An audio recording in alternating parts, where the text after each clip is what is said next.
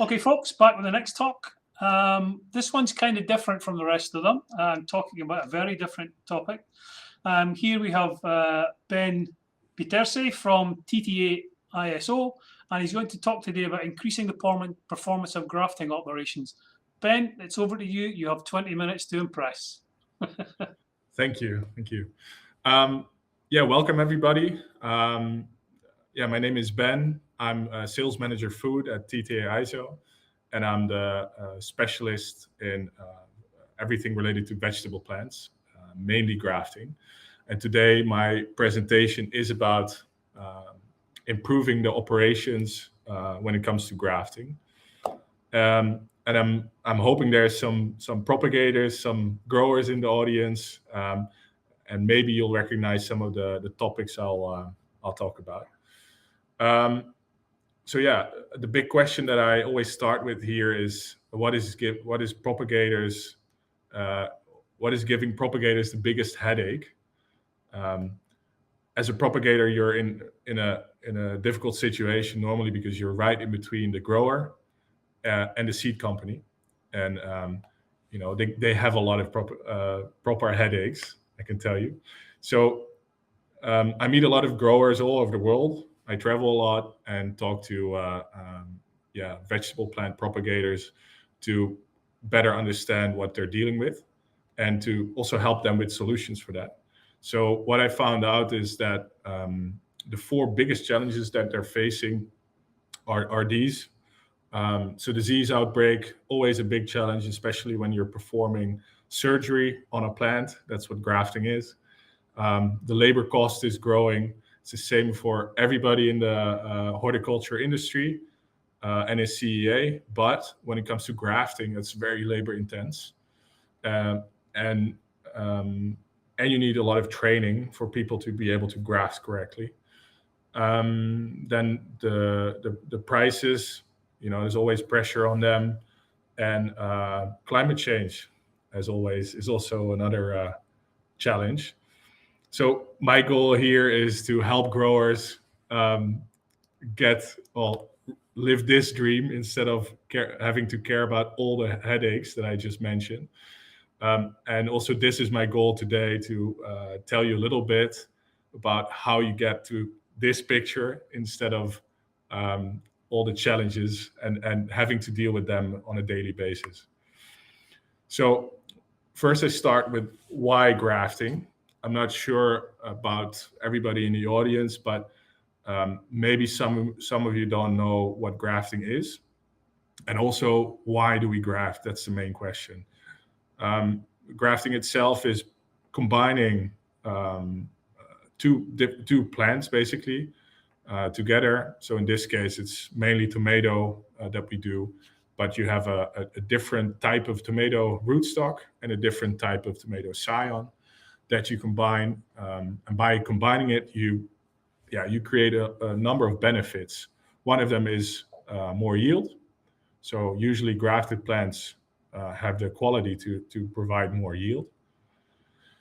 The plants are more disease resistant because the rootstock provides, especially this part, disease resistance when it comes to like soil-borne diseases, especially. It's more adaptable to climate change, to certain circumstances. This is especially true for plants that are planted outside instead of in a greenhouse. But even in a greenhouse, this is increasingly getting more important. And then the plant quality, so root system and vigor of the plant is improved when you do grafting.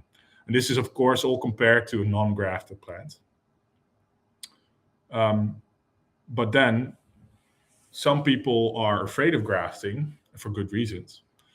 That there are some downsides to grafting, and this is for some propagators in specific areas usually a reason not to start grafting and to just keep on going with non-grafted plants the way they're used to. So of course, as I said, you're performing surgery on a plant. You're cutting a plant in half and combining it with another plant. If you think about it in the surgery terms, if you would do that with a human, that would be risky too. So with a plant, it's pretty risky as well. There's a risk of losing plants, especially when it comes to tomatoes. These plants are very expensive. So this is a serious risk. Then hygiene, that's another risk, because a grafted plant can deal with diseases better, but during the surgery there is a serious hygiene risk as well. So you have to do it in a clean and in a proper way. And then the cost. So you need people to do to perform the graft, and that's usually 30 to 50% of the total cost of the plant. So that's really serious. Now at TTA-ISO, we think about these challenges as an opportunity. So we believe that automation is the key to dealing with these downsides of grafting, thereby making grafting much more interesting than it used to be when it would have been done manually. There are two steps in this. So first of all, we can do. There are ways of mitigating this risk by automating parts around the grafting process. So that's sorting, for example. If you sort your plants before you graft them, and this also applies to manual grafting, by the way. If you sort them before you graft, the risk of losing plants during grafting or after grafting decreases as well.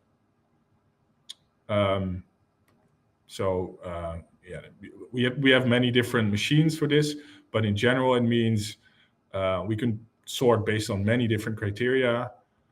It's very easy to operate, vision system, and we take out the bad plants at an early stage. This means you don't have to waste money and capacity in your grafting process on plants that are not suitable to be grafted.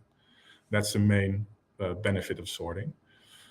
And then, of course, you can reduce the risk of losing plants by automating grafting as well. Also, vision systems. So we have cameras that look at the plants and always draw the same conclusions consistently compared to manual grafting or manual inspection of plants. And then we can also recover the rejected grafts or the non-successful grafts. We can recover and they can be corrected manually in a later stage. Then the next downside that I talked about is hygiene. How do we deal with hygiene? I think also in this case, a machine is more hygienic than a human. Because of this consistency and because it doesn't make mistakes like humans could do. It's a very serious upgrade, I think, from manual grafting. So in grafting machines, we use UVC lights. We can put in liquids in several different steps inside the machine. So to disinfect the grippers, for example. We can also disinfect blades. We have a little spraying system with liquids. And also the blades are being changed every now and then to ensure that there's no buildup of pathogens. And then also we can wash several parts of the machine automatically. So this is very significant in the process of grafting. And I think this can make a big difference for a lot of propagation companies. And then finally, the cost. So, as I already mentioned, grafting is very expensive. Manual grafting is very expensive. But every manual process you can automate is a win. And I think usually when I talk to growers about this, propagators, we use this step-by-step flow basically to identify the biggest issues, because sometimes it's not only buying a grafting machine, but sometimes it's changing processes within the nursery that enable the use of a grafting machine, or sometimes there are quick wins that can already reduce a lot of cost without having to invest a lot of money into grafting machines. So we use this step-by-step approach, and we start with the biggest drivers. So yeah, looking at the whole nursery process, identifying where most of the labor is being used. And then we create a plan or a future layout. This could be for the whole nursery. This could be a part of the nursery. We've done several different designs for nurseries all over the world. Every country or every region has its own challenges and own circumstances that we have to deal with. Sometimes the labor cost is lower, sometimes it's higher, but sometimes the quality of grafting is lower, and that could also be a reason to start automating some steps. And then implementing the necessary measures. And as I said, it doesn't have to be, you don't have to buy an expensive machine right away. There's even options to start with a semi-automated machine, because for some companies, it's a very big step to go from manual grafting to fully automated grafting, because that also means you have to get rid of all your people. And what if something goes wrong? So there's a lot of thinking that needs to be done in order to find the best strategy, the best implementation strategy of a machine, also the best strategy of reducing costs in general. And most importantly, that's what we always say: keep innovating. Try to stay ahead of your competitors by investing in maybe LED lights. That's one part, but it could also be automation of some steps in your process. Data-driven growing. There's a lot of different components that can help you, innovate, stay ahead of your competition. And then some examples that I want to mention, just to give you an idea of how this works. I don't want to go into a lot of detail on the machine itself, because it's more about the process itself. But we do ROI calculations for all of our customers. Every time we start a conversation about grafting machines, we need to be certain that it makes sense for them to invest, because it's a very expensive machine. So doing an ROI calculation beforehand is a very wise thing to do. And I'll give you one example. So here we took our fully automated grafting machine, which does 4,000 plants an hour, and it needs one operator to be operated. And that means you can save almost 100% of your grafting labor, because by comparison, you would do one person would do about maximum 250 plants an hour grafted. So going from 250 to 4,000 plants per hour with the same person, that's a very, very big leap forward. And then what we've done is we've looked at many different business cases, because what I keep hearing is, okay, yeah, this is very nice, expensive machines, it works in the Netherlands. Automation works in the Netherlands, but it doesn't work in Chile, or it doesn't work in Spain. So and that's exactly why we help customers in this process to get a better understanding of what is needed. And if it's not a good decision to invest, then it's a no. But then there are maybe other steps that could be taken to reduce costs, to reduce hygiene risk, and etc. In general, what you see here is different business cases, different labor costs, differences in the number of grafts per hour that people do. Also, we calculated different scenarios with amounts of plants that are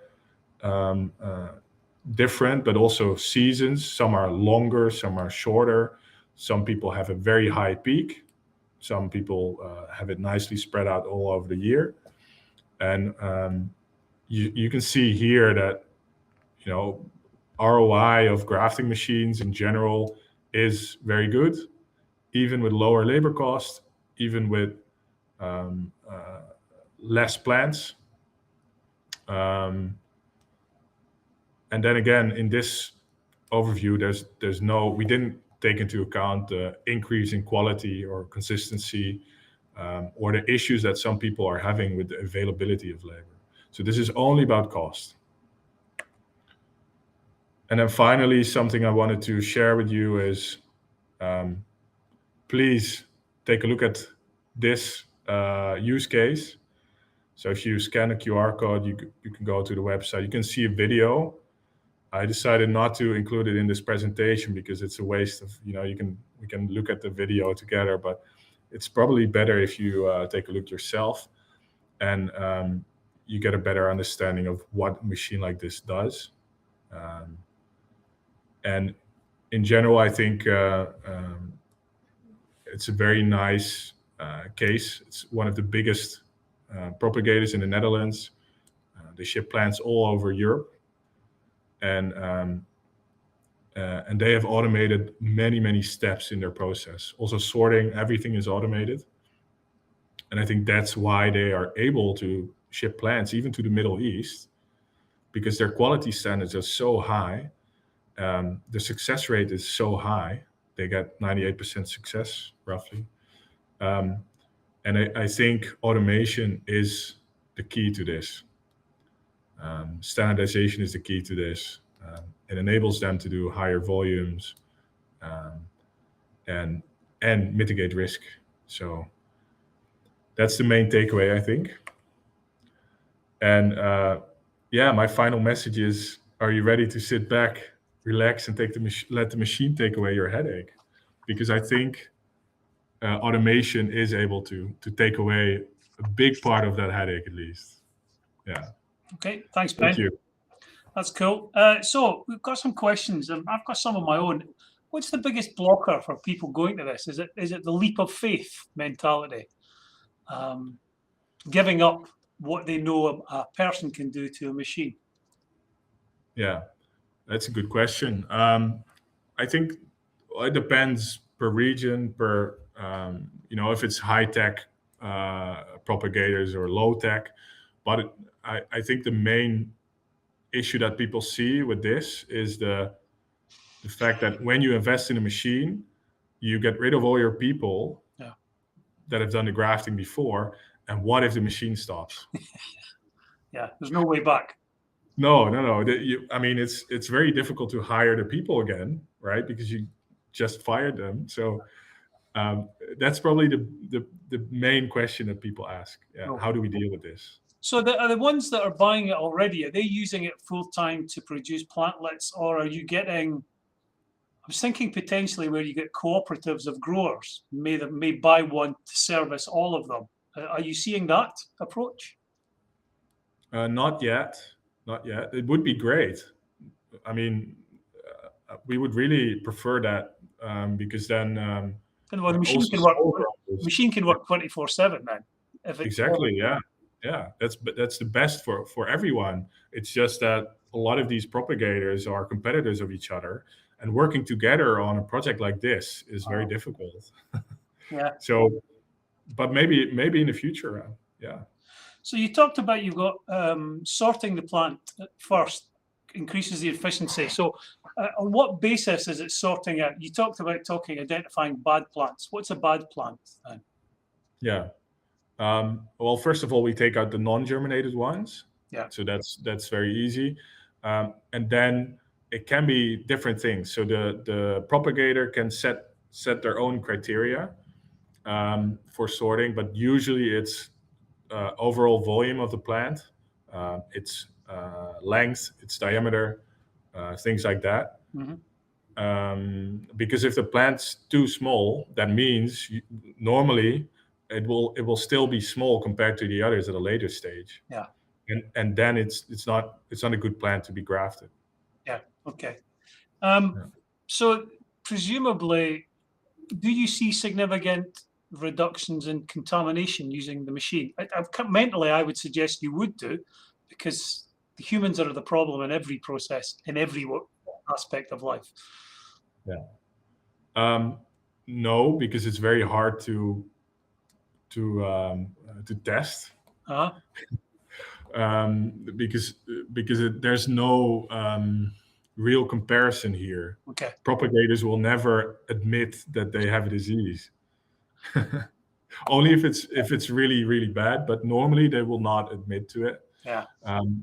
So it's really hard to track that. But what we've seen is definitely a big increase in control. Yeah. And that's the main thing here. We can control hygiene much better. And we know that it does the same thing. It always disinfects every cycle, every batch, whatever the grower wants, instead of, you never know what a person does. Okay. And is machine adaptability to different types of crops easy enough? Yeah, I didn't talk about that part in this presentation, but we have a bigger portfolio actually. So I showed one machine here. Yeah. We have 5 different grafting machines actually. Okay. Some are for watermelon, cucumber. Others are for tomato, pepper, eggplant. That's the main sort of selection of crops that we do. But we even get requests for kiwi fruit or some more like subtropical crops. So. Okay. Has anyone actually pivoted this into like tree areas? No, not yet. No, because we graft small plants. Okay. So not the woody type crops. Okay. We would be open to it if they can manage to graft woody crops in a young stage, so micro grafting. Yeah. So we're exploring it, but cool. We're not there yet. No. Okay. Ben, that was great. I think it would give a very different perspective to the audience today. So if you're interested in this area, and I'm sure you will be, please contact Ben. Details are there. There's the networking site behind this. Ben, thank you very much. Yeah, you're welcome. Cheers. I'll end the session now. Yes.